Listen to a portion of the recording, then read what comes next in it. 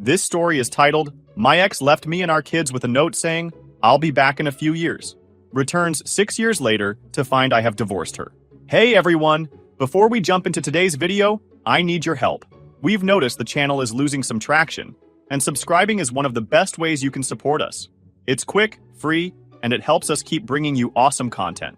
Your support means the world. Let's keep this channel growing together. Thanks so much. Now let's start the video. Alright, here's my story.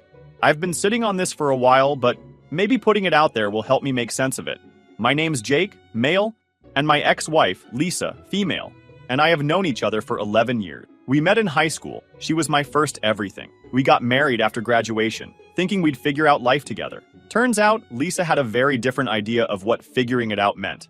At first, it was great. We had 2 amazing kids, a boy and a girl, and I thought we were solid. Sure, Lisa always had a taste for the finer things, but I chalked it up to her wanting the best for our family. That's what you do, right? You justify it because you love them. But somewhere along the way, it stopped being about us and started being about her. Then I noticed Lisa changing bit by bit. She started hanging out with this new group of high-class moms from school. You know the type. Always decked out in designer gear, talking about vacations in Bali or whatever. I figured, alright, cool, she's making friends. But then it started getting weird. Suddenly, she was talking about how we needed a nicer car, trendy outfits for the kids, and bags that cost more than our mortgage. At first I thought, maybe this is her way of showing love or trying to step up. But by the time the 5th Gucci bag landed in our closet, I was like, what the hell is going on? Is this a phase or some kind of shopping addiction? Things went downhill fast. Rent was late more than once, and I could see the credit card bills stacking up. Every time I tried to have a real talk about it, she'd hit me with, you don't get it. I'm doing this for us. Or, you don't understand what it takes to fit in as a mom these days. Like what? Since when did being a mom mean living like a Kardashian? It wasn't just the spending, it was the attitude. She seemed more focused on keeping up with her new squad than keeping us afloat. It came to the point where I'd come home from a 10-hour shift, exhausted, and instead of finding some peace, there'd be another Amazon package or a shopping bag with stuff we didn't need. I was struggling to even pay rent on time, and every conversation about it felt like hitting a brick wall. I'd tell her, Lisa, you've got to knock it off. We can't live like this. She'd roll her eyes and say, don't you want your family to have nice things? Or some other excuse about keeping up appearances. Then things got worse. Work slowed down, and my hours got cut. Money was tighter than ever, and I was scrambling just to keep the lights on. I'd try to talk to Lisa about cutting back, but she acted like it wasn't her problem. Don't you want us to enjoy life? She'd snap. Of course I wanted us to enjoy life, but how are we supposed to do that if we couldn't even afford the basics anymore? I wasn't asking for the world, just for her to ease up on the unnecessary spending. I thought it was reasonable to expect her to pitch in by cutting back, at least while we were struggling. It felt like I was carrying the weight of the world alone. No support, no understanding, just her piling on more stress. I thought maybe she'd step up, maybe we'd face the rough patch together. That's what partners do, right? Nope. So, one night, the doomed night, I woke up and realized Lisa wasn't next to me. My first thought, midnight snack raid. My second thought, maybe she finally got that 3 a.m. explore the world bug she always joked about. Turns out it wasn't a joke. The house was dead silent. No lights on, no sounds, just me in a dark room. That's when I saw it. A folded piece of paper on her pillow. I sat there for a second, staring at it like it was going to explain everything. My heart was pounding. I unfolded it and the first line was, Jake, I need to do this for me. She wrote about how I was holding her back, how she'd met someone who could help her explore the world, and how this was something she'd always wanted. She said she wished she didn't have to hurt me or the kids, but sometimes you have to leave behind the things that keep you small. Then came the part that really got me. I'll be back in a few years. By then, I'll have experienced the life I've always dreamed of, and we can pick up where we left off. I read it over and over, trying to make it make sense. She was leaving us. For another guy. For some fantasy of living the high life. A few years? Pick up where we left off? Like our lives were just some paused movie waiting for her to come back? I couldn't breathe. My hands were shaking as I reread the note, trying to convince myself it wasn't real. But it was. Lisa had left me and our kids for, what? Some delusion of a better life? I started spamming her phone, but it went straight to voicemail. I called again and again, but nothing. I woke the kids up. I don't even know why. Maybe I thought if they called, she'd pick up. But no.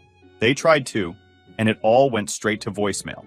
My son, who was 12 at the time, looked up at me with these confused eyes and said, Is mommy gone? Did something happen to her? And my daughter, she was only 8, asked, "Is mommy in heaven?" That question hit me like a truck. I didn't know what to say. How do you explain to your kids that their mom just walked out on them? I ended up stammering something about how she was going away for a while, but nothing about it felt right. At that point, I started spamming her phone every few minutes. I'd pick up my phone and try calling her again, hoping she'd answer and tell me it was all some horrible joke, but the only thing I got was her voicemail. By morning, the reality started to sink in. Lisa was gone, and she wasn't coming back. Not anytime soon, anyway.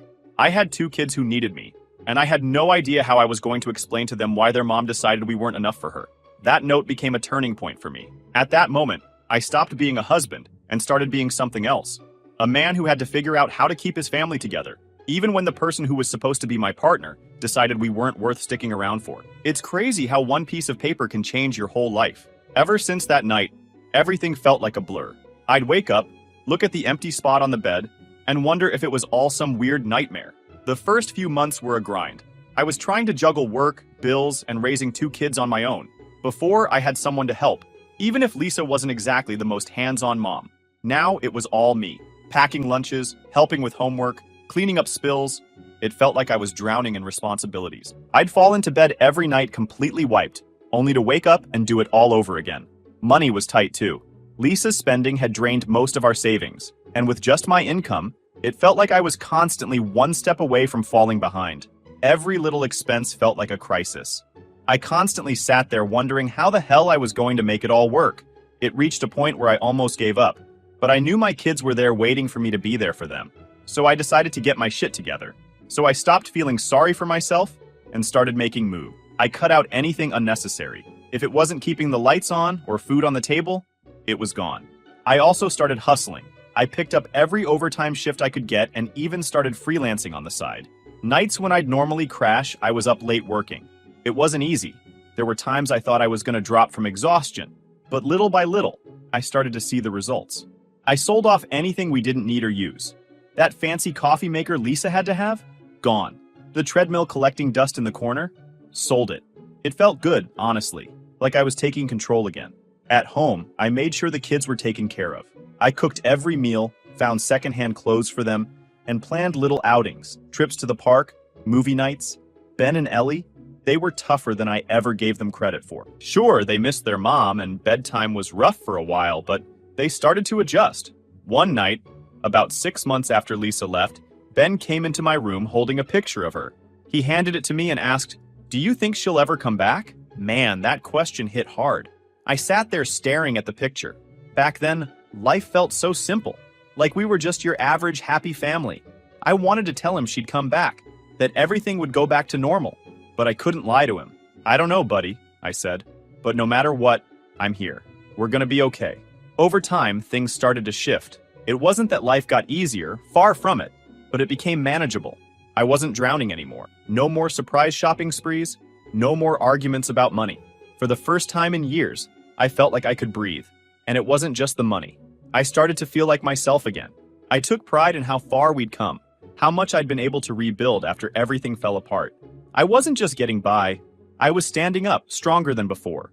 And while I'd never planned to do this alone, I was proving to myself that I could. By the time a year had passed, I realized something. I didn't miss her. I missed the idea of her, sure, but the person who left that note, I didn't recognize her anymore. That's when I knew I couldn't keep dragging this around with me. When Lisa left, I thought, well, there's no handbook for this. Turns out the handbook is called a lawyer. I explained the situation and filed for divorce. That felt weirdly liberating, like unsubscribing from a newsletter you didn't even sign up for. Since Lisa was nowhere to be found, the process was quick and easy. It wasn't like I wanted things to reach that far, but it was the right thing to do. I sold the house, a place that had started to feel like a museum of bad memories, and moved us to a smaller place in a quieter town. Lisa had hated the idea of moving somewhere less flashy, but I didn't care anymore. I was done living for her. Our new home wasn't much, just a little 2-bedroom house on the edge of town, but it felt like a fresh start, and the kids adjusted faster than I expected. By the time 3 years had passed, Lisa was like a distant memory, at least for me. For Ben and Ellie, it took a little longer. There were still moments when I'd have them asking small questions about her, but they stopped expecting answers. It was like they understood in their own way that she wasn't coming back. Life had settled into something that felt normal, even if it wasn't the life I'd imagined. I had my routines down, and I started noticing something strange around that time. Freedom. Not the kind where you're running off to do whatever you want, but the quiet kind. Without Lisa constantly draining my bank account or filling the house with her demands, I had room to breathe. I wasn't living paycheck to paycheck anymore, and I could actually save a little. Without Lisa's constant chaos, I started realizing how much lighter life could be. I wasn't tiptoeing around her moods, dodging her spending sprees, or trying to keep up with her never-ending quest for more. Ben and Ellie seemed to notice it too. They started smiling more, laughing more. Watching them thrive reminded me that Lisa leaving wasn't the tragedy I'd once thought it was. It was the reset we didn't know we needed.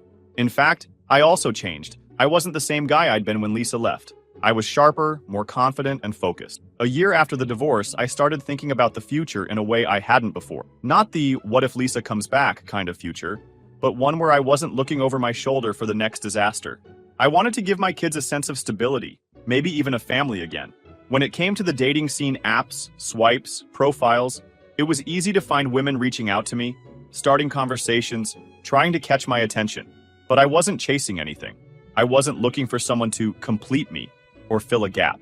I wanted a partner who could keep up with me, someone who matched my energy and understood my priorities. But I wasn't looking for a quick fix or some grand romance. I wanted someone who fit into the life I'd built, someone who understood where I was coming from and wasn't trying to change me. Eventually, I reconnected with the woman from the bookstore. Her name was Emily, and she was everything Lisa wasn't. Grounded, kind, and completely uninterested in flashy things. She didn't care about appearances or keeping up with anyone. She cared about books, her dog, and being herself. We started out as friends, talking about everything from parenting to our favorite books. I was cautious. I didn't want to rush into anything, but over time, something clicked. Emily became someone I looked forward to seeing. Someone who made me feel like I could be myself, without worrying about being judged. For Ben and Ellie, it was an adjustment. They were hesitant at first, but Emily never tried to force anything. She let them come to her in their own time, and eventually, they did. By the time we started officially dating, they adored her. I didn't rush into introducing her to the rest of my life. It wasn't about replacing Lisa or erasing the past. It was about building something new, something better. Looking back, that time in my life was a turning point. I went from just surviving to actually living. And while Emily played a part in that, it wasn't about her. It was about finally letting go of Lisa's shadow. The freedom I'd found wasn't just financial or emotional. It was the freedom to imagine a life where I wasn't defined by Lisa's choices, a life where I could make my own. Then, one afternoon, my phone rang, and I almost didn't pick up because I didn't recognize the number. But something made me grab it. When I saw the caller ID, I froze. It was Lisa. For a second, I just stared at the screen like it might explode. I hadn't heard from her in 6 years. Not a call, not a text, nothing. And now, out of nowhere, she was calling me? Part of me wanted to ignore it, but I still shared kids with her, so I answered. The moment I said, "Hello?" she launched into full panic mode. "Jake, what the hell is going on? Who are these people in our house?" she yelled. At first, I had no idea what she was talking about. "What house?" I asked. "Our house," she snapped, like I was supposed to know. "I came back, and there are strangers living there." That's when it clicked. She was talking about the old house, the one I'd sold years ago after the divorce. I couldn't help it. I almost laughed. "Lisa, we don't own that house anymore. It's been sold for years. That's their house now." She went silent for a second, then started yelling again. "Why would you sell our home without telling me? You had no right to do that." I could feel my blood boiling, but I kept my voice calm. "There's no hour anymore. You left, Lisa. You walked out on us and didn't look back. I didn't owe you anything." She started yelling at me, full-on shouting, demanding to know why I would sell our home without her permission. I wasn't about to let her guilt trip me, so I just said, "You weren't here, Lisa. You left. I don't owe you anything." That shut her up for about 2 seconds before she sighed dramatically, like she was the victim in all of this, and said, "Fine. What's your new address? I need to come home and give my husband and kids a big kiss." I actually laughed at that, not even trying to hide it. "Lisa," I said, "we're not yours anymore. I'm remarried. My wife and I, along with the kids, have moved on. You don't have a home here." She went dead silent for a moment, and I could almost hear the gears in her head turning. Then, out of nowhere, she hit me with, "So you're telling me you cheated on me?" That one floored me. "Cheated? Seriously, Lisa. You left us. You walked out, left a note, and vanished for 6 years. You don't get to call this cheating. You abandoned your family. She completely lost it. She started yelling about how I was heartless and how I had ruined her life. I stayed calm and told her the truth, even though I knew she wouldn't want to hear it. Lisa, you're the one who ruined everything. In the 6 years you've been gone, we've had to rebuild, and we realized we don't need you anymore. You made that decision for us the day you left. She doubled down, saying I had no right to move on without her, like she was entitled to pick up where she left off whenever she felt like it. Then, and I kid you not, she said, "What's your address? I need to come and teach you a lesson." I couldn't help it. I let out a dry laugh. Teach me a lesson? Lisa, are you serious right now? You've got some nerve, she shot back. Selling our home? Moving on? You think you can just erase me like that? Erase you, I said, trying to keep my cool. Lisa, you erased yourself when you walked out on us. You think you can just show up after 6 years and start calling the shots again? I'm your wife, she practically shouted. Were, I corrected. I admit I was playing on her nerves, but I enjoyed it. You were my wife. That ended the day you left. Now I have a new wife, and the kids and I have moved on. You don't get to come back here acting like this. She scoffed. Oh, so you think this is all just fine? That I'm going to sit back while you ruin everything? Give me your address, or are you too much of a coward? I finally said, Lisa, I'm not giving you my address. This isn't your home anymore. We don't owe you anything. You'll regret this, she hissed. I'll make sure of it. And then she hung up, just like that. She thought she had the last word. But honestly, I was just relieved the call was over. I just stood there for a moment, staring at the phone. Like, what was she even thinking? It's been 6 years. She walked out on us. And now, she thinks she can just come back in and act like nothing's changed? Unbelievable. I called Ben and Ellie into the living room and sat them down. I told them their mom had called and asked if they wanted to have a relationship with her. I wanted to give them the choice. It wasn't my place to make that decision for them. Their reaction was immediate. Ben shook his head and said, No way. She left us, Dad. Why would I want to talk to her now? Ellie just looked at me and said, Do we have to? I told them they didn't have to do anything they didn't want to. I could see the relief on their faces, and it hit me how much Lisa's absence had shaped them. She wasn't the mom they remembered anymore. She was just a stranger? Well, Lisa wasn't one to let things go. A few days later, I got a call from one of her relatives. Her cousin, I think. They told me Lisa was furious and planning to come back to town. I didn't know what her endgame was, but it didn't matter. She wasn't walking back into our lives like nothing had happened. The thing is, Lisa had this way of twisting reality to suit her narrative. She didn't see herself as the person who abandoned her family. In her mind, she was the victim, the one who'd been wronged. But that wasn't my problem anymore. I had a new life, one I wasn't willing to compromise for her drama. Now with Lisa in the picture again, everything turned into chaos, as if 6 years of silence wasn't enough drama. After our phone call, I thought maybe she'd realize she wasn't welcome and leave us alone. But no, Lisa doubled down. She started calling and texting nonstop, leaving these rambling voicemails about how I'd betrayed her and how she deserved to be part of our lives again. At first, I ignored her, but then things escalated. She even called once while I was at work. I picked up because I was tired of the constant interruptions. You think you can just replace me? She snapped the second I answered. Lisa, what do you want? I asked, trying to keep my cool. What do I want? I want my family back, she shouted.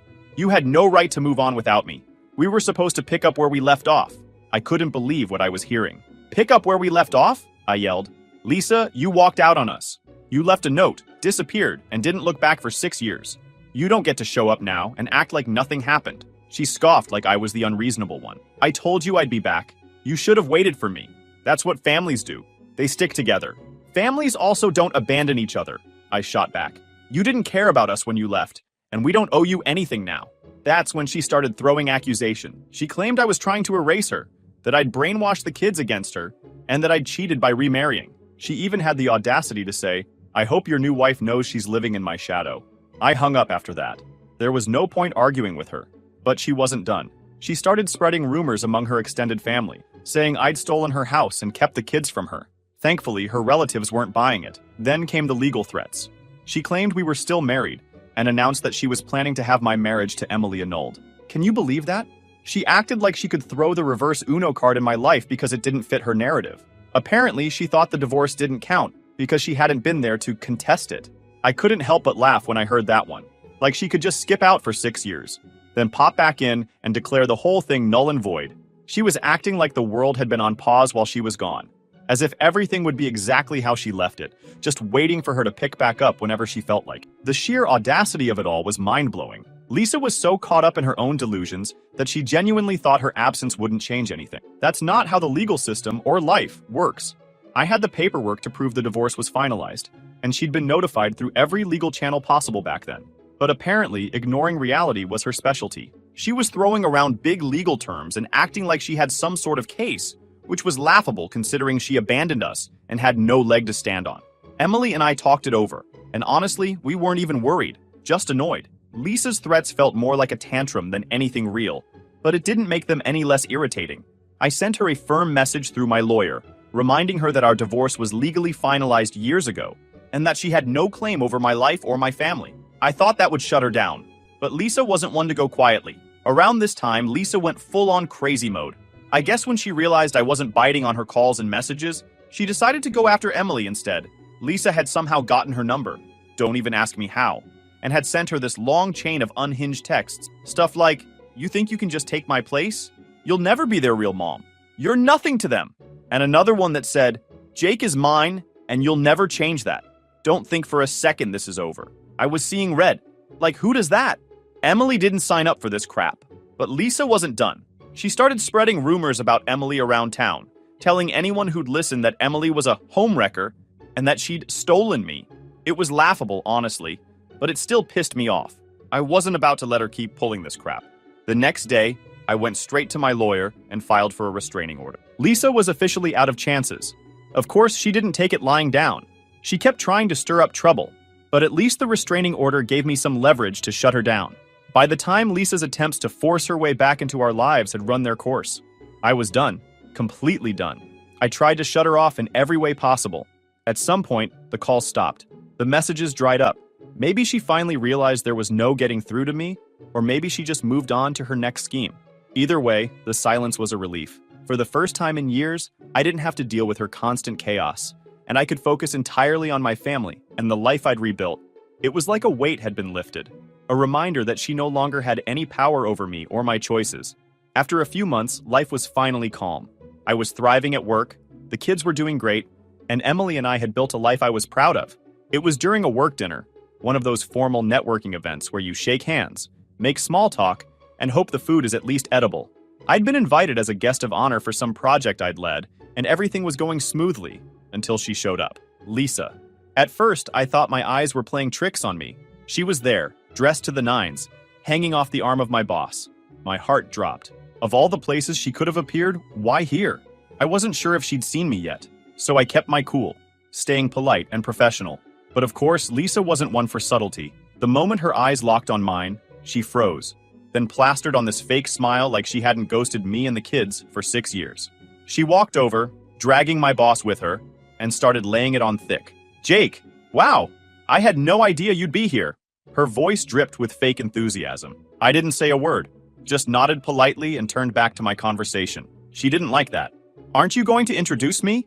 she asked loudly, trying to pull attention. I still didn't bite. Instead, I excused myself, grabbed my jacket, and made my way toward the exit. That's when it happened. Lisa lost it. "Really? You're just going to walk away?" she yelled, loud enough for half the room to turn and stare. "You think you can just erase me from your life, Jake? I am your life." Her outburst was so loud, it stopped me in my tracks. For a moment, I considered responding, putting her in her place right there in front of everyone. But then I looked around, my boss, my colleagues, strangers, and realized it wasn't worth it. Instead, I turned to her and said calmly, "Lisa, this isn't the time or place. You need to leave." She started ranting about how I'd ruined her life, how I'd stolen her family, and how she deserved better than this. It was embarrassing, honestly. I could feel everyone's eyes on us, but I refused to stoop to her level. I just shook my head, turned back around, and walked out of the room. That night, as I sat at home with Emily and the kids, I realized how far I'd come. Lisa's outburst didn't faze me. It was just noise. The life I had now, the family I'd rebuilt, was all that mattered. Emily asked me what had happened at the dinner, and when I told her, she just laughed and said, "Sounds like she hasn't changed a bit." "Nope," I said, smiling. "But I have. Because that's the truth. I'm not the guy Lisa left behind all those years ago. I've grown. I've built something real, something solid. And the best part? I've got the kind of family Lisa could never understand.